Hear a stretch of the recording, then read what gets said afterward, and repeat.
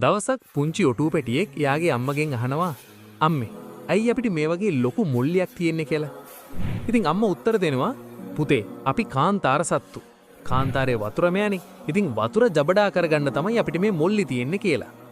ඊට පස්සේ පැටියා අහනවා එතකොට අම්මේ ඇයි අපිට මේ වගේ දිග කකුල් සහ රවුම් පාද තියෙන්නේ? අම්මා කියනවා ඒ කාන්තාරයේ වැලිවල එරිලා යන්නේ නැතුව ලේසියෙන් එවිදින්නනේ කියලා. ආයෙත් පැටියා අහනවා එතකොට අම්මේ ඇයි අපේ ඇහිබෙන් මෙච්චර දිග? අම්මා කියනවා ඒ කාන්තාරේ එන සැර හුළඟට වැලි ඇස් වලට යන එක නවත්තන්න කියලා. ඔක්කොම අහගෙන හිටපු පැටියා කල්පනා කරලා අන්තිමට අහනවා අම්මේ මොල්ලිය තියෙන වතුර ගබඩා කරන්න නම් කකුල් තියෙන වැලිවල ඇවිදින්න නම් ඇහිබෙම් තියෙන වැලිවලින් බේරෙන්න නම් අපි දෙන්න ඇයි අම්මේ තාමත් මේ සත්තුවත්තේ කූඩුවක් අස්සේ ඉන්නේ කියලා. යාළුවනේ ඔයා ගාව මොනතරම් දක්ෂතා තිබුණත් මොනතරම් සුදුසුකම් තිබුණත් ඔයා ඉන්නේ වැරදි තැනක නම් ඒ දේවල් වලින් කිසිම වැඩක් නැහැ.